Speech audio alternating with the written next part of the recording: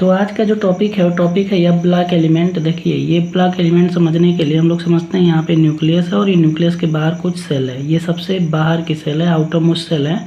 इस सेल को हम लोग बोलते हैं अल्टीमेट सेल। ये हो गई अल्टीमेट सेल। इसके अंदर जो सेल होती है इसको बोलते हैं पेन अल्टीमेट सेल, और उसके अंदर जो सेल होती है उसे बोलते हैं एंटी पेन अल्टीमेट सेल। अब ब्लॉक एलिमेंट किसे कहते हैं? तो वे एलिमेंट जिनका last electron antepenultimate shell के एफ सब सेल में जाता है उसे हम लोग बोलते हैं एफ ब्लॉक एलिमेंट। देखिए एफ ब्लॉक एलिमेंट जो होते हैं ये दो तरह के होते हैं। एक को बोलते हैं लेंथेनाइट सीरीज, दूसरी सीरीज जो होती है उसको बोलते हैं एक्टिनाइट सीरीज। लेंथेनाइट सीरीज सी से लेके एलयू तक होती है, जो एटॉमिक नंबर 58 से शुरू होती है और 71 पे ख़त्म हो जाती है। और जो एक्टिनाइट होते हैं ये TH से लेके LR तक होते हैं, जो 90 एटॉमिक नंबर से शुरू होके 103 पे ख़त्म होते हैं। तो ये होते हैं लेंथेनाइट और एक्टिनाइट सीरीज के एलिमेंट। देखिए अब हमारे पास ये है कि जो हमारे पास S ब्लॉक होता है, जो P ब्लॉक होता है या फिर जो D ब्लॉक होता है, इनके बहुत ज़्यादा हमारे पास कंपाउंड में मिलते हैं, लेकिन उतने कंपाउंड हमें एफ ब्लॉक के नहीं मिल पाते हैं। ऐसा क्यों होता है? मतलब एफ ब्लॉक की केमिस्ट्री उतनी डेवलप नहीं है, क्यों? तो पहले ये समझते हैं। और एक और क्वेश्चन ये है कि लेंथेनाइड और एक्टिनाइड में किसके ज़्यादा कॉम्प्लेक्स बनते हैं? तो वीडियो पॉज करिए और इसका आंसर बताइए।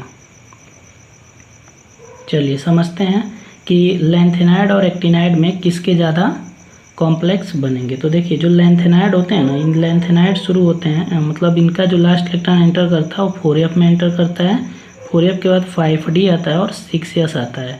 अब यहाँ पे एक लिगैंड अगर हम लगाते हैं तो देखिए ये जो लास्ट इलेक्ट्रॉन 4f में गया है, यहाँ से और इस लिगैंड के बीच की डिस्टेंस काफ़ी ज़्यादा होती है, और काफ़ी ज़्यादा डिस्टेंस होने के कारण ये लिगैंड इसको अप्रोच नहीं कर पाता है। उतना ज़्यादा अप्रोच ना कर पाने के कारण यहाँ पे कॉम्प्लेक्स कम फॉर्म होता है। मतलब जो लेंथेनाइड होते हैं इनके लेस कॉम्प्लेक्स फॉर्म होते हैं, ये उतना ज़्यादा कॉम्प्लेक्स नहीं बना पाते, इनके नंबर ऑफ कॉम्प्लेक्स क्या हैं? कम है। वहीं पे अगर हम एक्टिनाइड की बात करें तो एक्टिनाइड में जो लास्ट इलेक्ट्रॉन एंटर करता है वो 5f में एंटर करता है।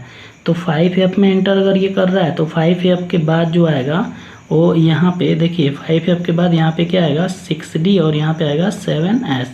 तो ये जो 5f की साइज होती है ना एज कम्पेयर टू 4f, ये बड़ी होती है। जैसे मान लीजिए कि अगर 4f ऑर्बिटल यहाँ तक है और लिगैंड यहाँ पे है, ठीक है, और यहाँ पे आप देखेंगे जो ये जो है ये लेंथेनाइड की केस है। और अगर हम एक्टिनाइड की केस की बात करेंगे तो एक्टिनाइड में आप देखेंगे कि लिगैंड अगर यहाँ पे है तो साइज़ थोड़ी सी 5f की बड़ी होने के कारण ये थोड़ा यहाँ तक आ जाएगा।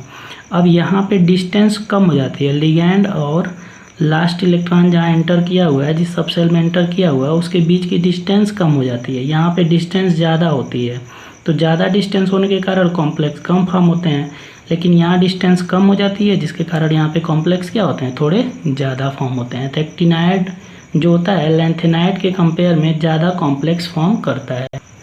अब अगर लेंथेनाइड के एक्टिनाइड के ज़्यादा कॉम्प्लेक्स अगर फॉर्म हो रहे हैं तो यहाँ पे ये जो केमिस्ट्री होनी चाहिए, मतलब जो एक्टिनाइड की केमिस्ट्री होनी चाहिए, एक्टिनाइड की केमिस्ट्री ज़्यादा डेवलप होनी चाहिए। मतलब एक्टिनाइड के भाई आप बोल रहे हैं कि ज़्यादा कॉम्प्लेक्स फॉर्म होते हैं तो इसकी केमिस्ट्री भी ज़्यादा डेवलप होनी चाहिए, लेकिन ऐसा नहीं होता है। ऐसा क्यों नहीं है? तो उसके पीछे का जो रीज़न है वो रीज़न ये है कि एक्टिनाइड के जो एलिमेंट है ना वो एलिमेंट रेडियो एक्टिव है। क्या है भाई?